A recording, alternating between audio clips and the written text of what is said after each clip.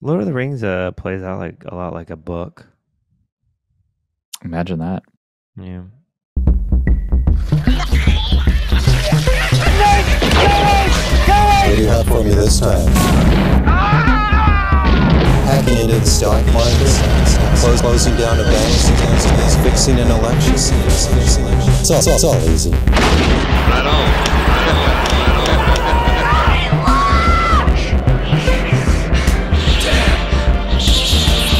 What a bunch of trash.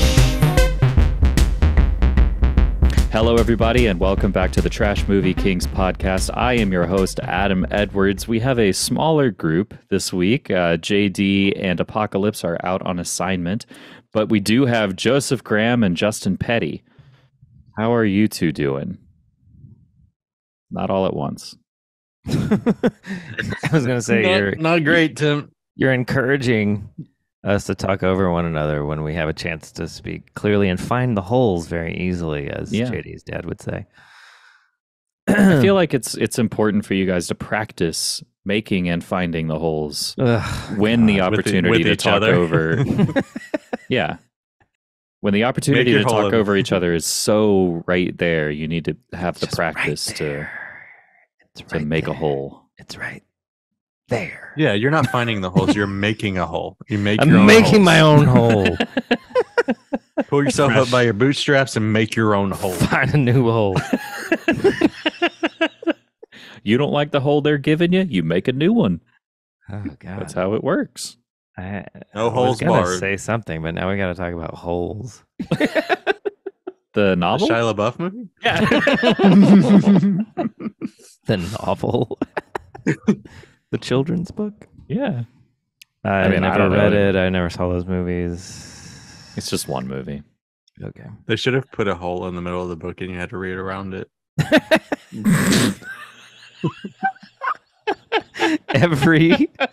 every kid once he hits 12 is fucking that hole.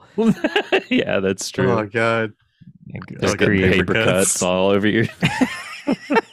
they're creating a viral sensation. If you weren't circumcised before, you sure are now. Wow. Entire generation of men have a dick cutting kink now. Yeah. Very cool. I guess y'all were a little too old for that book because it came out.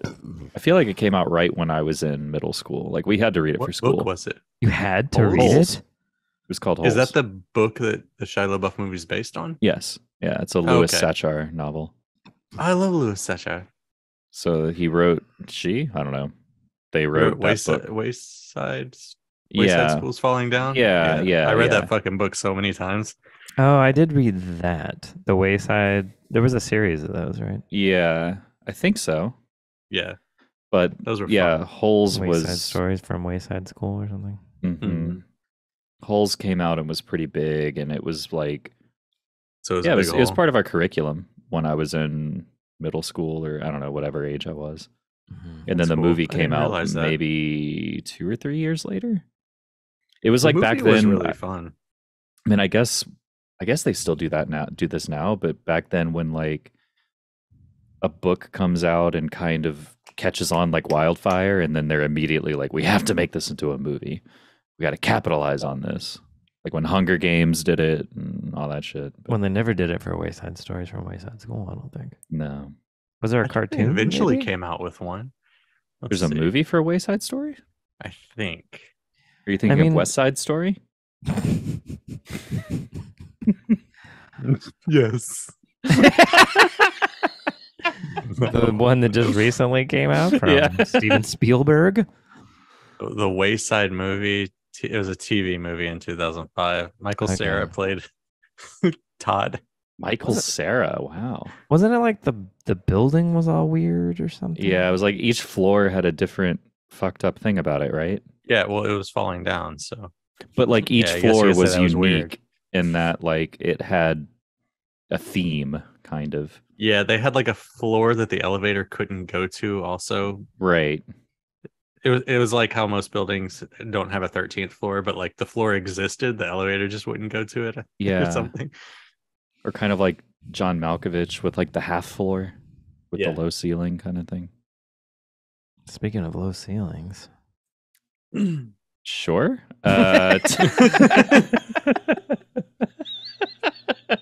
We're talking about Japan and somewhat, mostly China. Yeah, it's pretty much all China. Tonight we Taiwan? watched. Was it Taiwan? I think they were in Taiwan. At the beginning? At some point, they were in Taiwan and they traveled to. They went to China for sure. They went to China and met a Japanese guy. Anyway, we watched American Commando Ninja from 1988. Incredibly misleading title because there is no commando. No And Americans. only one. Well, that one guy is like maybe American. Yeah, but he's not he's They dubbed Oh. him with an like the dumbest like generalized Asian inflection though. Yeah, but he The- I guess he was American. I don't know. the guy with shorts or the mob boss guy? No, the guy with like the Mob suit, balls. the suit guy that always like had really he loved to laugh.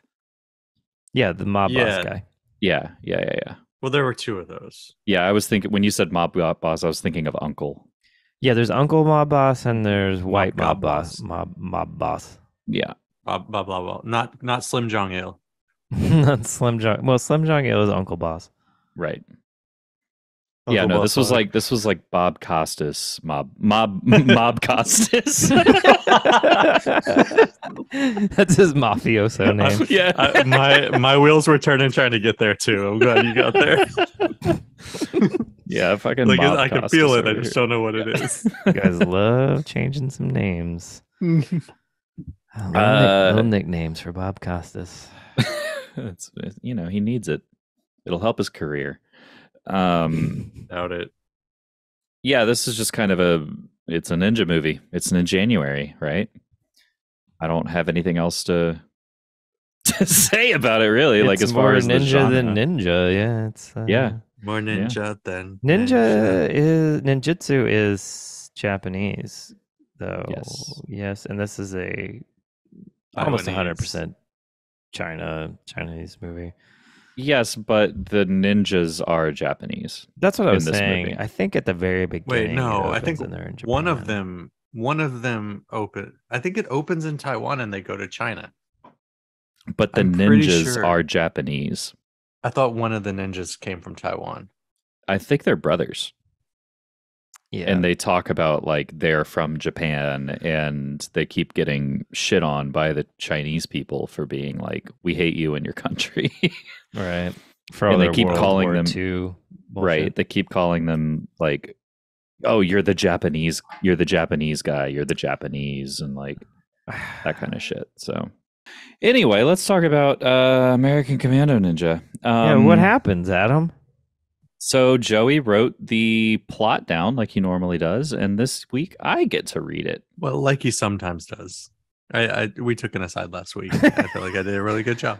We should have given it to you this week just to punish you, but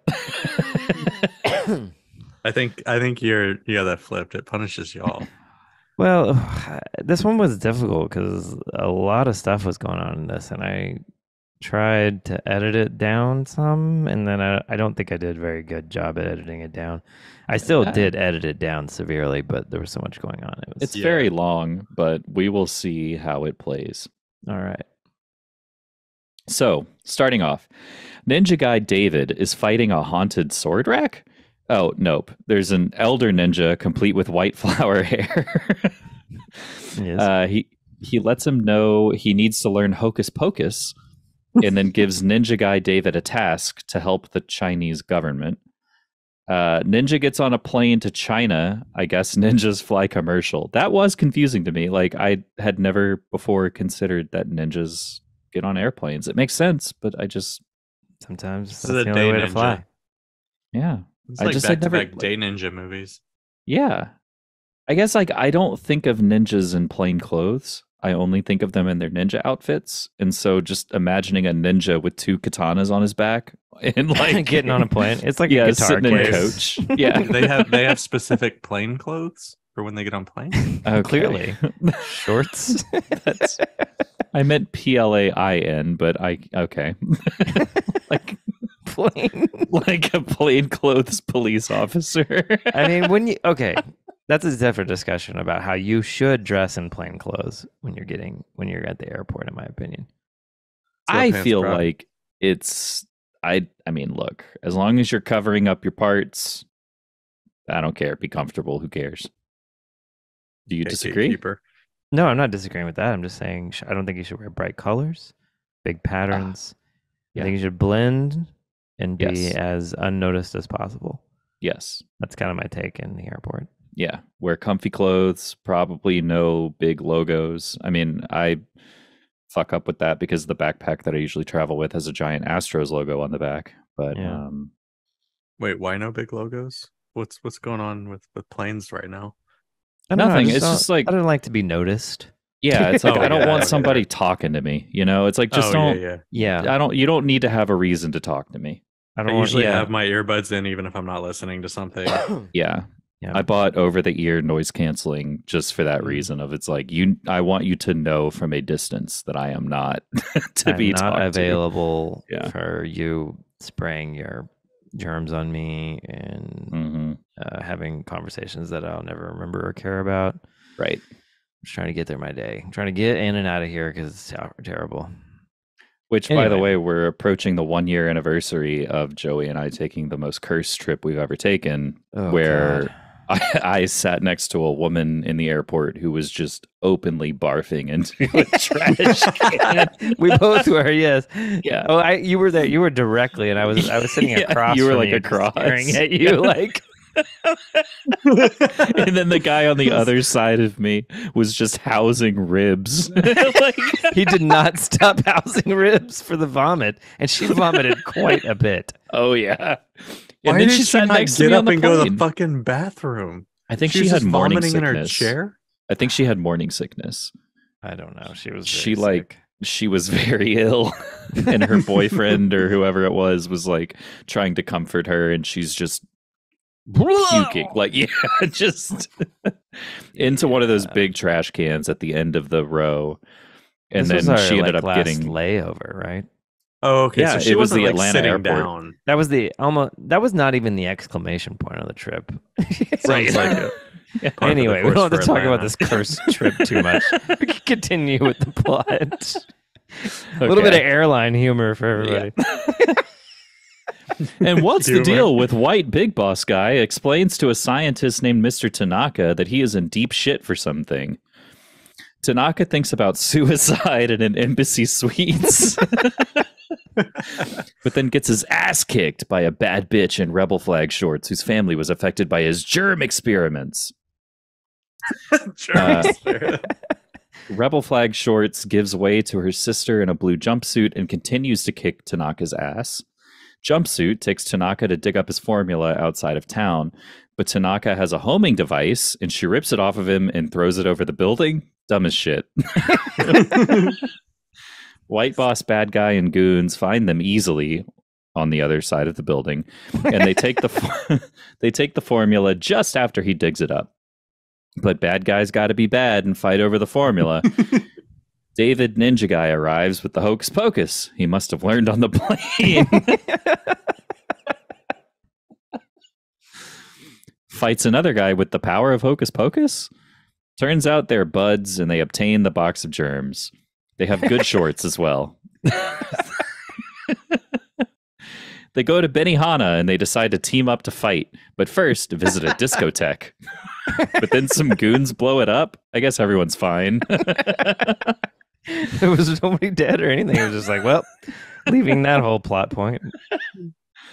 So we have Ninja Brothers versus White Boss Guy versus Uncle Boss and his nieces versus Scientist Tanaka. That's about right, yeah. So a lot of running around and fighting between the groups, all with various motivations to get the formula. Uncle Boss is getting a bit too vengeful for even his nieces after putting Scientist Tanaka in a chemical barrel to turn him into a monkey. And he then and the non-uniformed Ninja Bro in the shorts have a drink and chat about the formula and how it's killed people or something like that. And then uniformed Ninja David goes after White Boss Guy and they have a little meeting as well. A lot of chatting here. Yeah. Then Shorts Ninja Guy tries to fuck a niece in a towel, and she offers her puss in exchange for killing his bro ninja, but the deal isn't sealed. Get it? No sex. But then I guess Ninja David fucks the other niece, but while he is fucking, someone in the Uncle clan steals the formula germ box magic horn thing. Yeah, because there's like horns in the box. It's very weird. Yeah, Is that what it was? it's horns Yeah. and the formula and germs. I don't Yeah, know. I They think a all box want of it. mushrooms. It's like golden horns, but I don't know what kind of horns or I don't know. Big chase and then a big battle in a very colorful park, and the Ninja Bros beat the mob boss and Uncle Boss up real good. And they get the girls and save the formula for the Chinese government. Hey, And roll credits. yep. And that's the episode, on, everybody. so- Thanks for listening. So the Covered. girls were their nieces? They no, were the they were the uncle. uncle. Okay, okay. The uncle Because, yeah, they boss. called him Uncle. Yeah. Uncle Martin Boss. was his name. Uncle Boss Martin. Martin or Mark or something like that. Yeah. Uncle There was Boss Mark and Martin. Martin. They were two different people. Mark was the white guy, presumably from America, and then Uncle Boss was the guy who was real mad about his. I guess the niece's parents died, but via the germs. The germs. Yeah. Which I Were guess the was nieces used in sisters? World War II. sisters? Yeah, vague World War II reference. Yada yada yada. Lots of fighting. Yeah. Were the nieces sisters also? I don't know. I mean, are they Guess they- either sisters or cousins? Like, Yeah, Because I they, assumed when they were sisters, fighting but- early on, like it seemed like they didn't recognize each other. no, they like at the very beginning. When they were when they were in the room fighting. No, they recognized each other because she. But it wasn't until after they were fighting, like they stopped fighting at some point. Yeah, it didn't seem like they were on Yeah. the same page at first, but they recognized each other once they were in the same Maybe it's- room. It was yeah. like, oh, you're here, kind of thing. Maybe it's like they were like they hadn't seen each other since childhood or something. I'm gonna go with that. Okay. That's That's fine gonna for help you. I'm pretty sure they had planned to do this. Honestly, Yeah, these two women are definitely like in cahoots regularly. yeah, but- they're really good fighters, and But they don't recognize each other in their cahoots. I don't know, just man. think it was surprising that they the girl in the blue jumpsuit showed up when she did. I Yeah. think it surprised Rebel Shorts girl. So the general vibe of this, if you haven't picked it up yet, is that this movie is confusing, but not in like a there's too much going on, more in like a there's not enough going on, where it's like it's like I don't know. It's kind of confusing and it's kind of hard to Follow for sure. I follow. feel like there was a fuckload going on. It was like we Okay. were jumping from plot point to plot point constantly. I'm glad you said that because I was looking into this movie a little bit and I have an explanation as to why it's so fucking hard to follow. Because I don't know if Joey knows this or not. I don't know if he did this intentionally, but the story editor of this movie is Godfrey Ho. Hey, Oh my, you motherfucker! Did you know that? While we were watching it, I was like, this kind of feels Godfrey Ho-ish, but not quite as bad as normal. Yep. So it's not surprising in the least. This is definitely one movie though, It is one movie, yes. As opposed it's to all Godfrey shot Ho. as one movie. where he bought like footage from several films. It seems like a lot of the time, But and splices them together. I think he's credited as the story developer, but I think that explains it pretty accurately because it is all one movie, right? Yeah. Like he didn't buy pieces of different movies, but since he's the story developer, he probably bought scripts from multiple movies and crammed those scripts together. So he did all the Frankenstein shit before they actually shot. Yeah, it's a different style of. I didn't mind this one. I liked this one. It felt more better. I don't know. It flowed. I kind of knew it was going. I knew enough that was going on to where I could kind of follow it, and I got generally the gist. Yeah. In the other Godfrey Hoes we watched, it's just like give up. Yeah. There's no point in even trying here. But yeah, midway through, I was like, yeah, this might be okay. Yeah, okay. His name is in here somewhere. Yeah. Cool. I don't know who directed it exactly, but I thought they did a pretty fucking good job. It's listed as Chi Lo. Chilo. I don't know any of their other work. Seems like they definitely got all the shots that they needed to get, and then some. Oh, tons. Yeah, it was like there's so much. Like, it's almost like someone who didn't know exactly. I mean, obviously they've probably directed something before, but they didn't know exactly what they wanted at all times, but just overshot, and then and then whoever edited it maybe got to like go overboard with all the extra footage. Yeah, and it's kind of a really fun edit. At least in like all the ninja fighting stuff, they definitely got good coverage of all the ninja gimmicks that allowed them to cut creatively between like hiding things and showing what needed to be showed in it. Not just in a cohesive way, like in a really good way. Like I would say all the fighting scenes were done really well in this. Yeah, and I think that's partially due to the direction of like, let's cover this, let's get this from this angle, and then a lot of creative editing where they're like, I don't know if somebody was on fucking a little bit of cocaine or something, but like there's like, yes, this shot, and they like do this thing where they repeat the same shot over and again, like especially like hits sometimes, and sometimes it's not even hits, or it's just like a cross cutting between two zoom shots. They just use the same zoom shots over and over again, or even just close ups. The movie opens with like the guy's just looking at his sword holder thing and like meditating or whatever he's doing, and it like is cutting between that and back and forth, and then like this weird string comes in, and then you realize that someone's booby trapped all the like weapons on this little sword shrine thing. I wish Apocalypse or somebody was here could tell us what this was, but I don't know what you call it. But they start yanking like all the swords and weapons off of it at him, and it's like, oh, okay. I thought it was a ghost, but then it's just a ninja with strings, I think. Yeah, I don't know. It's a cool edit throughout, though. Yeah, it is. It's fairly well crafted, honestly, and like the costumes are really fun, like all the colors, and except for the rebel shorts, that was weird. Yeah, that's like all rebel shit aside, like it's a weird choice. It almost felt like we need an American thing because we got this title. Let's get some shorts. Well, and at the time, rebel flags were kind of like more of looked at less racially than it should have been. Yeah, it was everybody a was pop just like culture thing in the 80s and 90s. Yeah, it was kind of like people Dukes of Hazzard and shit. Like, like I don't think people thought about it much. It was just like a Southern thing, You're just like the South proud of this. But, they weren't. I don't know. Maybe some of that was racist to a degree, but I think a lot of people were just like, that's my people. I'm from the South, kind of thing. Yeah, it's heritage, not hate. Yeah, and that's where you get that argument that we've turns out it can be both. Put to bed after several decades later. It's a heritage of hate. Put that racist baby to bed. But I think when Chinese or Japanese people or whoever look at these things, it's more just like American stuff, Yeah.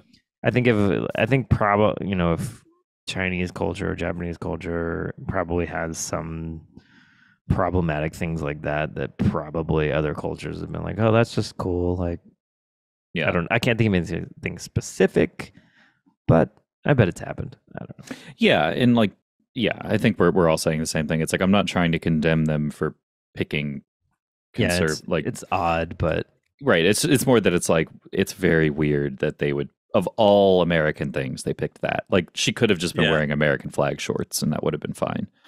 But it's just a weird. Maybe there is a chance that they thought they were American flag shorts. It's true. That's true too. They just thought it was like an American. It's our away, weird pattern, but it's our away jersey.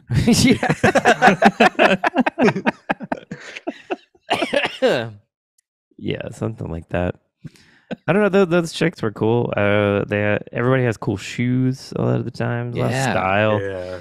Short shorts, cool shoes, bright patterns. Even the places they're at are real bright. They picked Yeah. a lot of. Got some good Hawaiian shirts. Not just Hawaiian shirts, like all the shirts in general. I think they were, well, just all the outfits, everything all together. You could mix and match them all, and they would still work. What's the shirt store from the Dan Dan Flashes. Dan Flashes. Flashes? A little bit of Dan Flashes. Let's get a really complicated shirt. Yeah. There's some interesting like living room furniture throughout this movie. There's a lot of lazy boys and green Mhm. couches. Love a Lazy green boys couch. and lazy Susans, and using Yeah. lazy Susans while lazy boying. What? It's There's a a- lazy Susan. Yeah, when Uncle Boss Man's sitting at the table really mad about something after Ninja 1 or Ninja 2 leaves, he bangs the table 2 or 3 times, and there's a lazy Susan on it that just keeps wobbling every time he bangs the table. I don't remember that part. That's funny. yeah, It's like wood inlaid. Yeah. yeah. Got that, Yeah, that one guy nice- hits a couch at some point really, really emphatically. Oh yeah, I he's think like it was right after that. no. He does that at the very beginning. Yes, When Oh, he's okay. it's I think it's Tanaka does Tanaka, that. yeah. Yeah. He's mad about something, and he beats up because he has to stay in that room for safety. Yeah. Because that guy like kidnaps him or something. He's like, if you leave this room, they'll kill you. That's when he decides he wants to kill himself at the embassy suites. That's where you got to go to kill yourself. I feel like. Yeah. Has anyone ever killed themselves in an embassy suit? Almost certainly. Yeah, I bet that's happened a few Absolutely, times. it's a hotel. I mean, think of all the people that can watch you fall. Yeah, it's very open and disturbing. They're all looking inside. If you want a statement, you want to kill yourself at the embassy. I'll have to show you the short film that I was in that my character jumps off of a thing or one of the rails and Mhm. falls. Yeah, I'll have to show you guys that at some point. But yeah, when we shot this, I was probably 20, maybe 21. But I jumped up. I like got on the rails as if I was going to do it, and it was really dangerous. Oh, like you actually climbed up there. Yeah, I actually Y'all got rented a on the hotel room? rails and stuff. Yeah, we were like rented it, and we had permission to shoot in Austin at the Embassy Suites there. But yeah, it just cuts to me on the ground. That's pretty good. One of my favorite parts of this thing is the American mob guy, Mob Costas. He has this kind of almost like a nervous affectation that they gave him, where he has this dubbed laughter after almost every sentence that he says, and it's like really shitty laughter.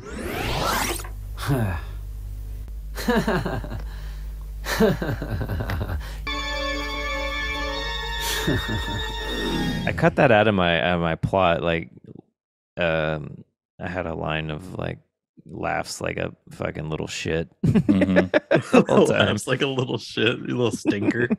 Little stinker. Yeah.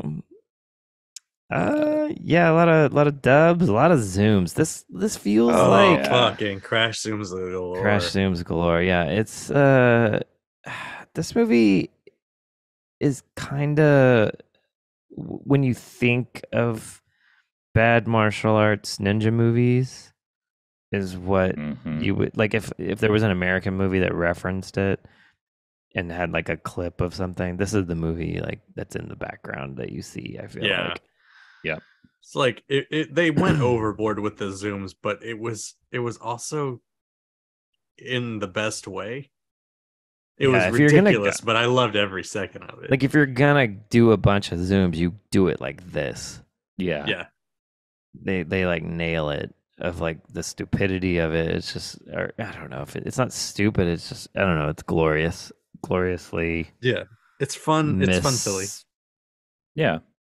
And they do it in so many different ways. There's like crash zooms, snaps. There's some that the zoom is just a cut point. Like they just keep editing in, and you don't actually see the movement of the lens. It's just like Yeah. Yeah. they zoom out, they zoom in, they zoom all over the fucking place. Zoom My into door favorite one frames. was like they you know, you always zoom into eyes to get Mhm. like the expression, the drama, the intensity. but there are 2 or 3 times where they zoomed into sunglasses, and it's like you can't see anything, but it's just so tight. It's just like lenses. There was one shot where they're in that hotel, like midway, and there's like not a lot going on. It's just like the 2 bros like going around doing stuff, where they play this like kind of dinky sort of transitional song, but then they cut to a zoom out, which is zoom out typically in these movies and maybe all movies, and maybe that's why this was weird to me. It's like they go to this zoom out shot from outside the hotel, and then it comes back into the hotel, and you realize you're still in there, and the song keeps going. Weird.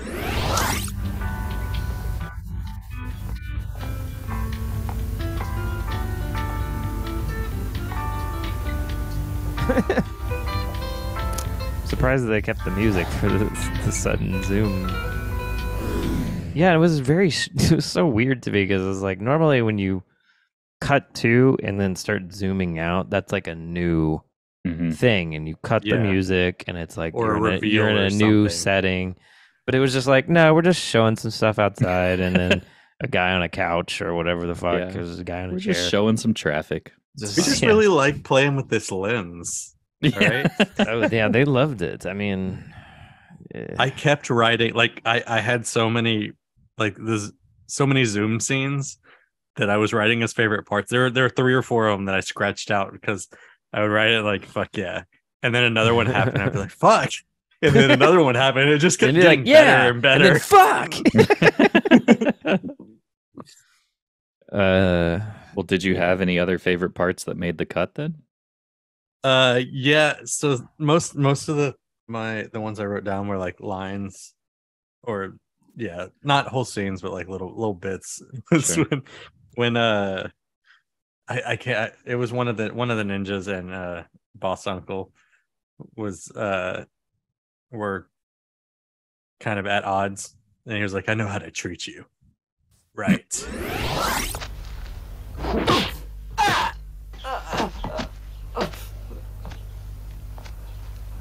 You better cooperate. I know your kind very well. I know just how to treat you. Right. It seemed like a joke, which was kind of funny in a weird way.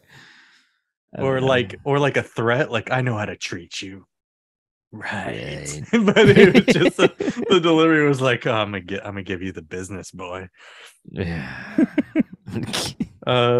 And then when the 2 girls were fighting, the nieces, and when they're meet cute, when they finally realize it's each other, and then they realize Uncle's gone, and then one of them was like, where did he go? And the Tanaka. other one's like, oh, Tanaka, and she's like, I don't know. Yeah. And she does this like robot thing and looks around the room like RoboCop.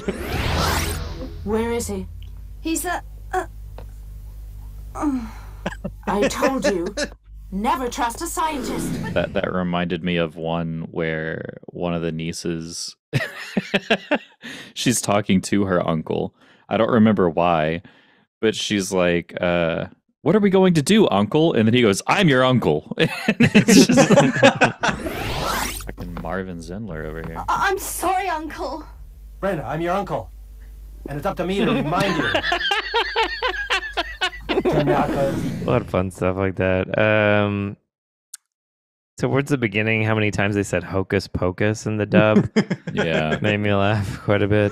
Kind of magic which has been passed down from generation to generation. Hocus pocus. Hocus pocus? Right. Hocus pocus. I don't get it. Why does the Japanese have to go to China and fight against Chinese kung fu fighters and hocus pocus? It all sounds crazy. Master, Please say it again. David, the line between Sweet Baby friends and Ray's. enemies. Well, hocus pocus. The hocus pocus. Well, what do you mean about the hocus pocus? Hocus pocus. And then they say it a few more times during the movie. Don't forget about the hocus pocus. Don't forget about your There's hocus just- pocus before you go fight the mob in China. I think I said it, but it reminded me of that supercut of Mark Zuckerberg's obsession with Sweet Baby Ray's. Oh, I didn't understand why you were saying that, but okay, that makes sense I now. gotcha. Okay. Sweet Baby Ray's. Put a little Sweet Baby Ray's on it. We got some Sweet Baby Ray's in the back. Gotta love that Sweet Baby Ray's. I imagine if this was still a thing where you would dub things in that were, and especially if you're trying to seem American, that might be something they could throw in. If somebody had some sauce, you'd just call it Sweet Baby Ray's. Yeah. Just to make it's not barbecue sauce, it's Sweet Baby Ray's sauce. Sweet Baby Ray's, you have to say that. I wrote the other thing I wrote down that was a quote was, "Don't break that mop." Don't break that mop! Hey, catch it! Don't break that mop. And then she throws it to the guy. He's stuck on the ceiling, and he's just like somehow Spider-Man on the ceiling. Yeah, they made like these little shop guys with their mop like really fun and interesting because they're jumping around and all crazy about don't break. Like, we get that you're fighting in our store, but don't break our mop. We only have one. That was good. Good organ music. Oh, a lot of bad transitions. A lot of great transitions. Great transitions. Yeah. Well, back to the music, like it wasn't just organ music. Like there was great music throughout. And it was like it ran the gamut of styles, like all over the place. Fucking awesome music. Yeah, the glam rock drop was like really good, but a lot of it's electro pop kind of stuff, and then you get those the soap opera 60s soap opera, 50s soap opera dramatic organ hits. And then like hard cuts to like an NES like fighting game. Yeah. It's just great. It is chiptune shit. It's good. A barrage of stimulus, I would say. Yeah. To keep it all going. There's another good line near the end when I guess it's one of the Ninja Bros goes to Uncle's house or something, and Uncle says, "Make yourself at home. Like, I have what you need to be comfortable. Make yourself at home." And then Ninja Bro goes, "Where are all the dancing boys then?" Here, make yourself at home. Where are the dancing boys then, huh?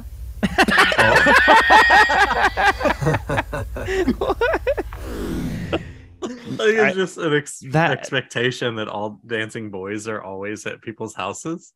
I feel like that's where they were. I don't know, but I was just like, that's. They were like, that's the American part of this. Is all the... He's like, I know I'm from Japan, but I just thought all Chinese guys had dancing boys in their house. So that was the same scene that had the Lazy Susan. Like after he left, that was when he banged the table. After he got out of his lazy boy couch. Yeah, he's so fucking lazy, man. Fucking Susan. Those couches were cool though. Yeah, with like the doilies on the back. Yeah, they're like bright Kelly green couches with like horizontal stripes on them. Yeah, that was cool. All right, well, if we don't have any other favorite parts or anything like that, we can go ahead and move on to the bees. Not a ton for this one.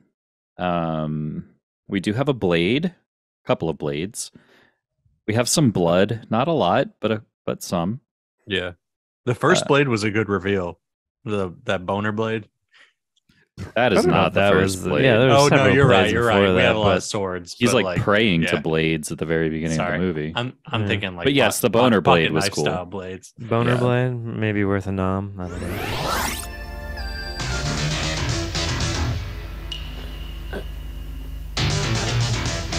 Got a blade boner. Yeah. I have bad dubs. A blue urinal, which I have never seen before. Oh yeah, blue toilets all up in. We had a lot of blue bathroom stuff in this. Yeah. Yeah. There was like blue film on the windows of Mob Costas's office. A blaze, a blast, finger. A strobing blacklight in the club. There was a brewski. They had some wine time. Oh yeah, they had that shot where like were shining light through it. It looked like a little glass of piss. Oh yeah, that was a cool shot. Benihana, Oh yeah, Benihana. There's a blue barrel. Yep, Yeah. there's a blue barrel. There's Guy in a blue barrel. There's a box, which is what the golden horns and germs were in. Buried box. Ooh, a buried box. That's good. And then we had boulders. There was like a rock slide that stopped the motorcade at one point near the end. Yeah, I think the only other thing I had was bridge battle. Yeah. Oh yeah. Which similar to another ninja movie we watched. There was a bridge American Ninja, the Missouri one, the Missouri one, the Ultimate Warrior, Missouri Ninja Revenge, Ninja Justice, or whatever it was. Ninja, the Ultimate Warrior, or yeah, Ninja Justice, Revenge Ninja style. Ninja Justice Ninja style. I think that's what it was called. Yeah, you're right. I just forgot, and it's a pretty funny title, actually. I didn't Ninja think style. it could get any more silly, but like after watching it this week, we really are just adding fucking descriptors in front of ninja, and that's okay. I love it. Looking Just back on Ninja. it, yeah, the 4 movies that we've watched so far for Ninjanuary have been Ninja: The Ultimate Warrior, New York Ninja, American Ninja, and American Commando Ninja. It was beautiful. Yeah. What we're watching next week is gonna blow your minds. I fucking hope so, man. Don't you let me down. It's something I found. I just can't believe it exists. If it is fucking Santa Conquers the Martians, I quit forever. There's no ninjas in that. I don't think. We're a Oh month wait, we late got on one more that. week of ninjas? We got one more. We got 5 Tuesdays in January. Hell yeah, we got a lot of ninja action. Yeah. Somehow 5 full Tuesdays. Yeah, it's wild. We were blessed this year from Lord Brain. Blessed. Blessed Breen has That's it. provided us. Blessed be thou Brain. I'm starting to think Fred Olin Ray is our second guy. I wish I had a picture of his head so we could put it in Yeah. some stuff based on learning. We shot a music video Monday based on Biohazard, our Biohazard song, but I realized, or I follow Fred Olin Ray, the director of Biohazard, on Instagram, and he posted a thing about Star Slammer, which is a movie we watched before we started recording the podcast, which Yeah, inspired That's a good one. another. Me and Apocalypse did a rap song for Star Slammer, just Holy as shit. and I was like, holy fuck, we have 2 fucking rap He's songs. inspiring our music. Yeah, based on this guy's movies. That's insane. So I'm starting to think Fred Olin Ray is almost as important in a weird way. Yeah. Fred Olin Make Ray. an entire Fred Olin Ray album. Yeah, I'll have to watch one of his Christmas movies next year. Hell yeah. Before we move on, we do have a new honorary B, which is transitions, like wacky transitions. This is long overdue. Yeah. Ever since, because like we had those in Astrologer. And every now and again they'll crop up, and it's always a blast when we see them. Yeah, they're in the ballpark of like a boom mic. Yeah. Or a wheelchair helicopter. Yeah. It's just kind of like that vestige of an older time of editing. When transitions were an art. Yeah. Or And just now they just a happen button on a poorly. reel-to-reel editor. Right. You just hit the button. Everyone and uses the same one, but it's just got so much style. it does. You want to go ahead and rate this thing? Yeah. Does anybody need a break before we do that? No, I don't. I feel like we're cruising through this. Cool. Let's do it. Justin, we're cruising through it. I don't have much else to say. I've kind of covered it all. I think it's really just a good old fashioned hoedown, a Godfrey hoedown. 5 bags. Thank you for five bags. 5 bags. 5 I have bags. nothing else to say. 5 bags. Yeah, I like it. It was fun. It may not be Ballsy. for y'all, but like it hit me in all the right spots. Yeah, was it's a silly fun. and I think it's fun. Yeah. All right, you got hoed. This is maybe the best Godfrey Ho I think joint. I think this is I haven't given a Godfrey Ho movie higher than like 2 bags yet up to this point. I don't think any of us have. I've almost hated all of them, but this one was good. It was peak Okay. Ho. Peak Ho. Joey. Yeah, It's Joey. Joey. Yeah, I was gonna do 4 bags. Okay. Like I think I mentioned earlier, this is just the quintessential bad ninja movie. Has everything that I want to see in these kind of things.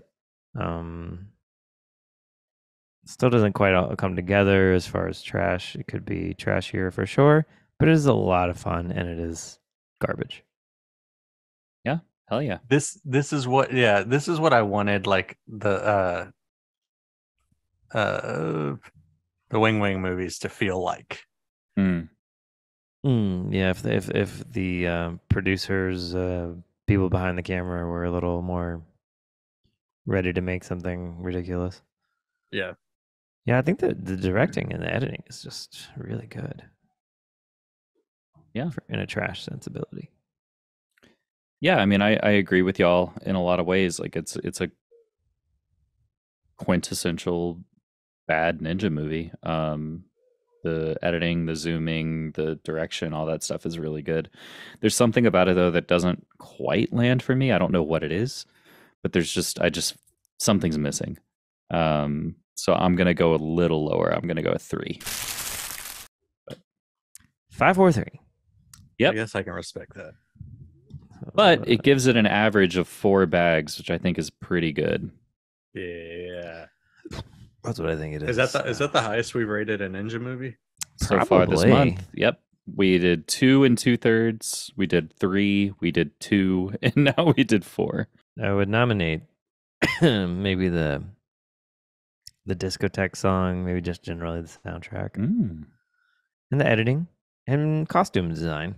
I know I jumped the gun a little bit when we first started this movie, but I do think this does get a best title card nom.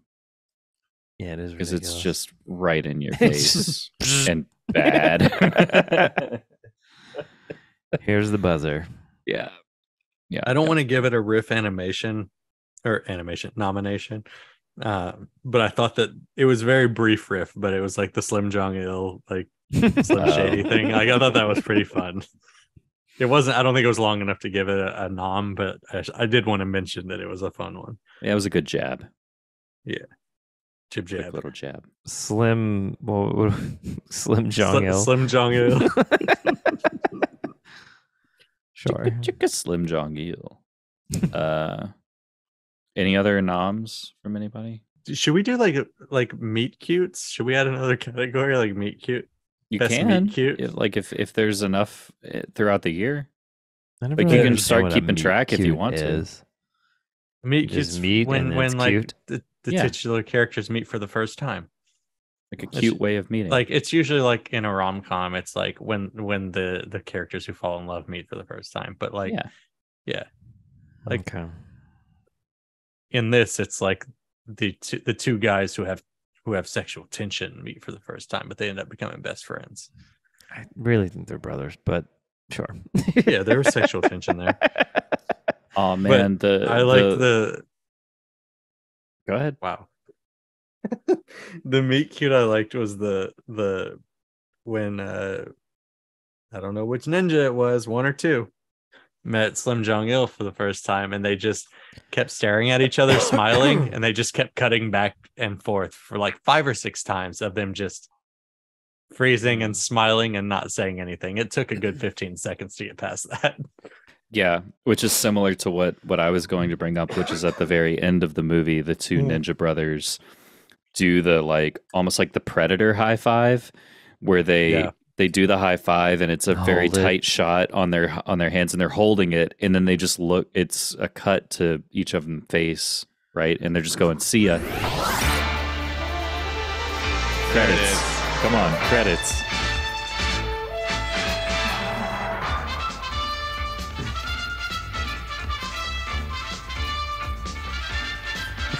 See you.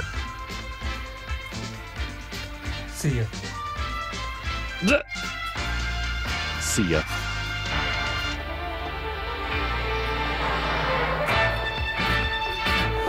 So that is 4 bags of trash on average from the Trash Movie Kings for American Commando Ninja from 1988.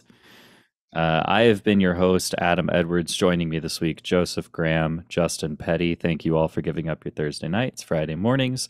Thank you to Southern Star Brewing Company for everything that you do for the show. Thank you to everybody for watching and listening. If you haven't already, like and subscribe. Rate us 5 stars on Spotify. Follow us on social. Shoot us an email, trashmoviekings@gmail.com. All that good shit. Thank you for listening. Thank you for watching, and we will see you next time.